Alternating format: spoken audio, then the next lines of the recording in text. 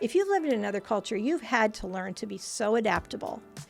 And it's kind of hard when other people aren't adaptable because you think, well, what's the big deal? I can switch from culture to culture. Why can't you? Yeah, sure. Or why can't you even, try? You're right. So maybe we are a little judgy ourselves because we've had to learn how to adapt so well.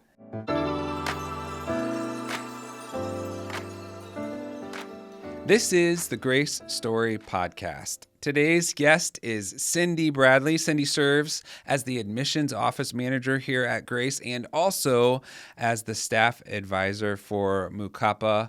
And she is dedicated to supporting all students at Grace, but particularly loves connecting with those third culture kids, or TCKs, as they transition to college life. So, Cindy, thanks for the many ways you serve on our campus and for joining us on the podcast. You are so welcome. It's my pleasure. So you had the opportunity today to share in chapel a little bit. Just give me a broad overview what you shared about in chapel. Well, I shared about my background growing up overseas and some of the particular challenges that happened because of that. And then a couple different times in my married life where my husband and I dealt with some very severe challenges and how God brought us through and his faithfulness to us. So it was just a story of God's faithfulness, which is always fun to share. Yes, well, and he has been. And I think one of the things I've always appreciated about you, and that shines through in your work in the admissions office, is the joy that you exude, even when life's been hard, even when things are challenging. You can tell the joy of the Lord is your strength. It's true. And I think that comes through to all of our visitors. And I do want to talk about the new Welcome Center and visitors, but I want to start with a little bit of your background and why you're passionate about MuKappa, why you're passionate about third culture kids, and a lot of that has to do with your own story. So just tell us a little bit of, where you grew up, kind of your life as a missionary kid yourself. Yes. So I was raised in Liberia, West Africa from age 5 to 18. And that was my home. Did not really feel like I was an American as much as I was a Liberian. And yet at the same time, in Liberia, I was an American. I was white and I was different. But then when I came back to the States, I didn't know the jokes. I didn't know the culture. I didn't know how to act like an American sometimes. So there's that weird, I'm not sure where I'm from and I'm not sure who I am thing that every TCK goes through, every single one. And some of us in our 40s, 50s, 60s, 70s, and I'm not quite 70 or really even that close to 70 yet, but that still sometimes bear wounds that were not dealt with. And some of my peers, broken marriages, difficulties just forgiving from offenses from many, many, many years ago. So I want to be someone who TCKs and MKs can talk to and feel safe with and maybe process some of the grief, some of whatever it is they need to process. So you came to the States when you were 18 then yes, for college. Yes, I came for college, yes. And for you, what were some of those challenges, especially during those college years of being a third culture kid? Well, I was very thankful to be connected to a group. We called ourselves the second generation, and we were actually, this was back when musical gospel teams were all the rage in Christian colleges, and we'd go to area churches, and we would share missions from an MK point of view. And that group of students who all got me, who all understood the MK, TCK life and perspective, they became my friends, and I felt like I had my people. But the challenge probably would have been just not, well, number one, mom and dad were overseas, so every summer, every summer I would have to find a place to work that I could also live. So summer camps, staying with roommates, different things like that, which ended up being wonderful, great. But for me, and I didn't share this in chapel, coming back to the States, I had learned how to say goodbye so well. And I also had learned how to go very deep in a relationship very quickly because we said goodbye regularly on the mission field. People would come and then they'd go. I went through relationship after relationship after relationship before I finally met my husband and settled on him. But and my parents weren't around to provide wisdom and guidance. And I think, that was something that probably, it was my own choices, but I could see why the way I, had to say goodbye so many times and learned how to, go deep quickly, how it affected that. Yeah. So I was really, really thankful that Tim was such a rock solid person, and that the Lord led me to him. My parents said, we prayed that you'd find somebody stronger and more stubborn than you. And he is.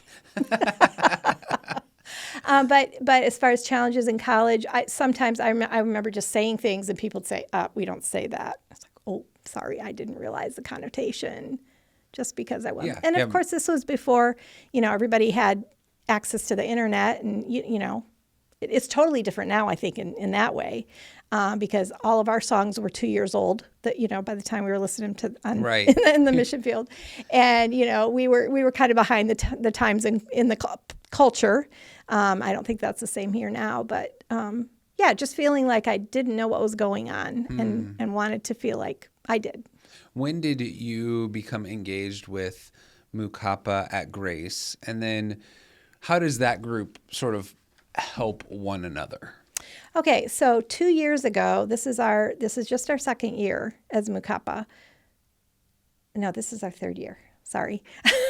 A student who also grew up in Africa came to me, and we had connected because she needed a car to use, and I knew her parents were on the field, and I was happy to let her use my car for her education practicum. And so we, kind of connected and got to know each other, and our parents actually worked for the same mission. So that was kind of neat. And we could talk about Africa together. And so then when she realized that there is such a thing as MuKappa, and she asked me to be the sponsor, of course. I said, yes, of course. And so as far as how we get together, we meet once a week for family dinners at Alpha and just connect over that. And then we have special events. One of the big things that we do, and I'm looking forward to it in January, over the MLK holiday weekend. So all the students will have Monday off. We get together Friday and Saturday up in Michigan and have snow camp. And it's with hundreds of other TCKs and MKs from several different colleges around this area. I didn't even know that. And That's we worship in other languages, and we have speakers that get the whole TCK MK experience because they were, or they know and minister to TCKs and MKs. So really looking forward to that. That is one redeeming factor about winter for me. I'm still a tropical girl. I grew up on the Atlantic Ocean, and I still can't. I don't love winter, but that is a redeeming factor of winter. So just to define terms a little bit too. So MK, missionary kids. TCK, third culture kids. MuKappa includes both. Yes. So give us a sense of like the makeup of backgrounds that you have as a part of MuKappa. Yes.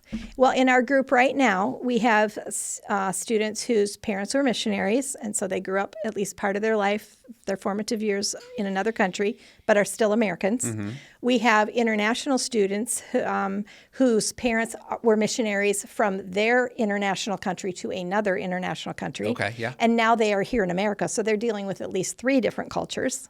We have students whose parents were not missionaries but worked overseas, and so they have a couple different cultures. So the whole idea being people with different experiences overseas than their passport, And then we also have a student whose one parent is an international. No, one parent is, yes, and the other one's an American.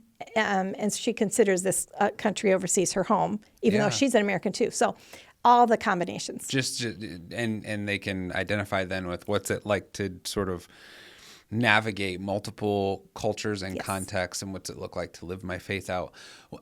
So for us who are not TCK MKs, what would and this could be in your church context. Maybe you have, a family on furlough or a family who's moving back and now reintegrating into your local church or your community. Or for us here at Grace, students who are coming here.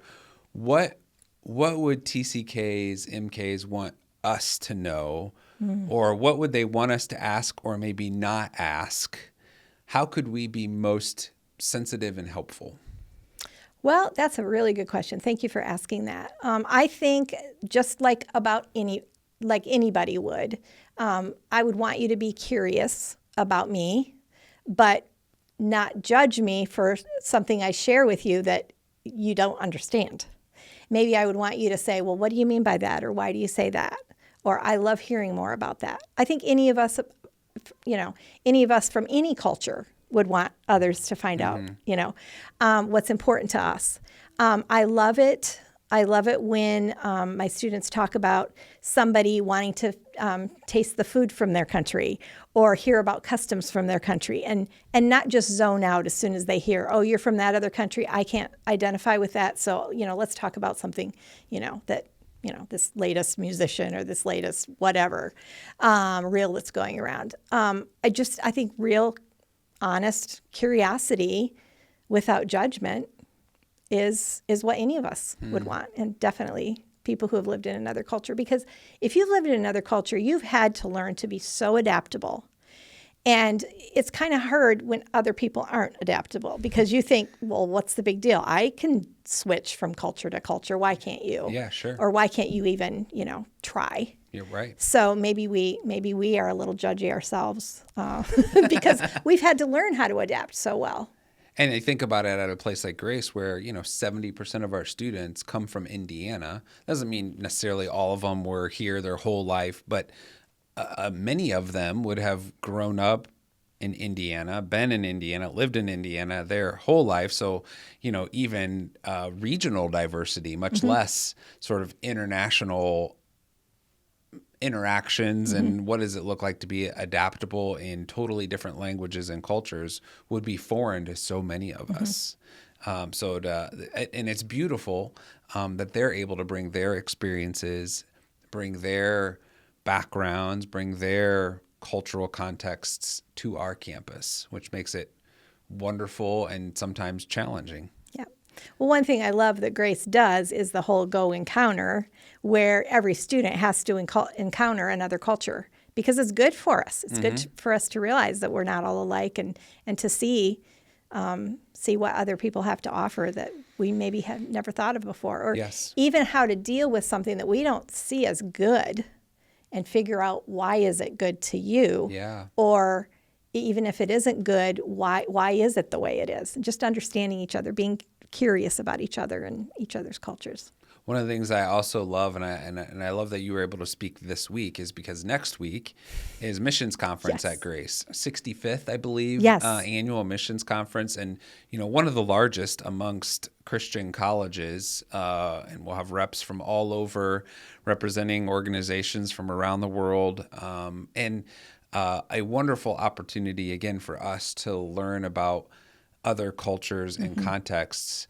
Is MuKappa engaged? Yes. Or what does it look like for MuKappa Missions Week at Grace? Yes. We're going to be at the Taste of the World, and we're going to have activities and that people can engage in at our table, and we'll have some of our reps from our club there to connect with students to be able to ask questions.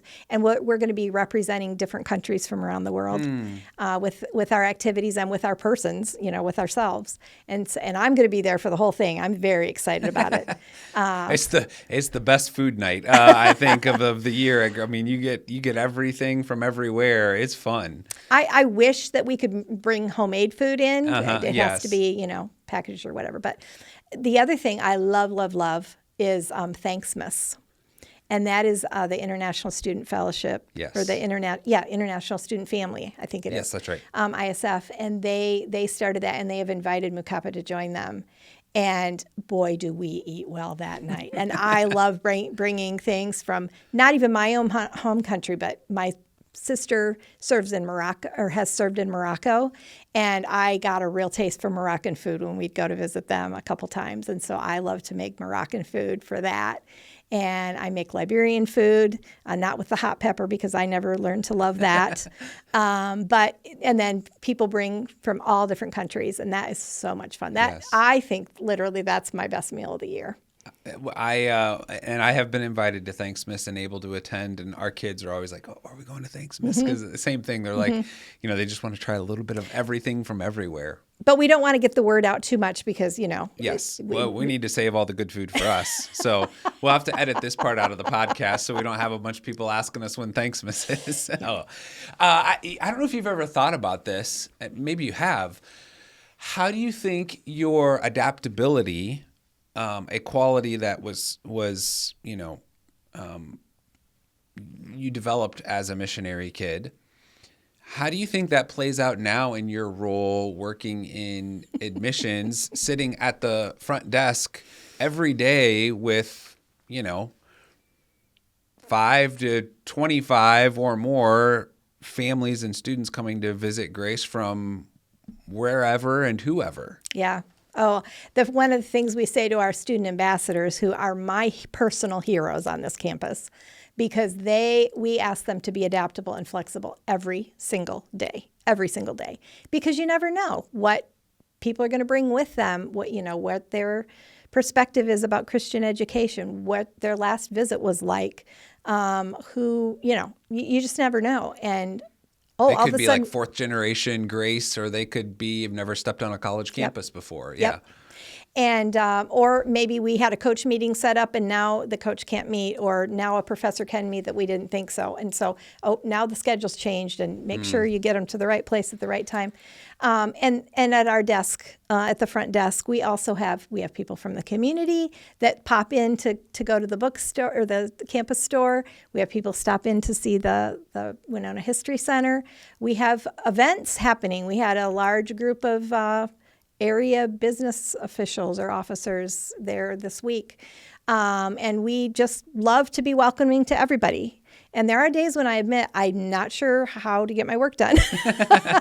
But we have a wonderful receptionist who has taken a lot of the load off, and is as welcoming and warm and cheerful as anyone can be. And our visit coordinator, who coordinates all the visits, she does such a great job being adaptable. So I feel like I'm in an adaptable, flexible team.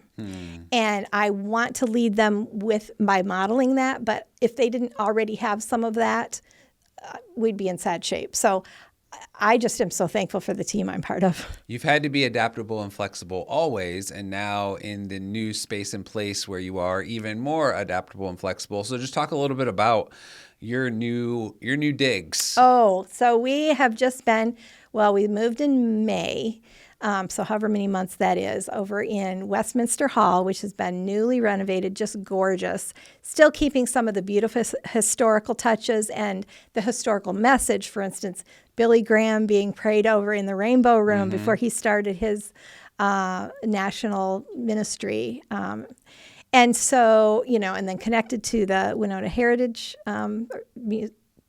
Winona History Center. Yes. Got to get that right. Everything has been newly freshened beautifully. It's a modern look, but still very cozy and warm, and it's beautiful. We're so thankful You've for got that. like a 12-foot big screen behind you or something, right? Everybody asks me about that because it's behind me. I don't even watch it because it's behind me, but when you walk in the door, it's boom in your face, and I don't even know that they even see the two of us that are sitting at the desk for a minute because there's so much action going on the screen. But it's exciting. It's got lots of energy to it. It showcases Grace in our community so well.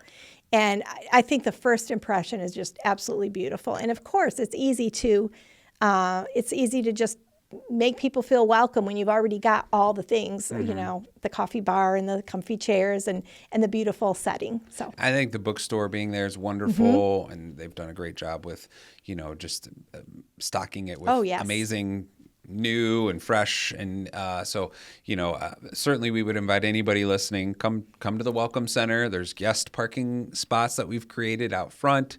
Come inside, say hi to Cindy and her team, grab a cup of coffee, check out the bookstore. I think you can rent bikes and paddle boards. I mean, we're getting a little colder, so maybe, Yeah. maybe you would pass on that till the spring, but you can get a sense of the village. And it was one of the hopes is like, now we're a little closer to the village at Winona, make that clear connection to the village at Winona.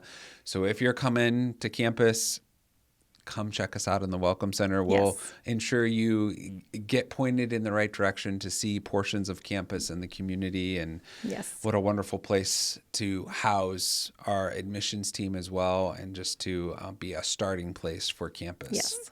And every student who comes on a registered visit, we always send them away with not only a Grace College t-shirt, but also a little goodie bag with some candy from the local Rocket Fizz candy store and a coupon for the River Coffee Shop. So, we get them connected to Sounds like Grace. I need to go on an official visit to Grace.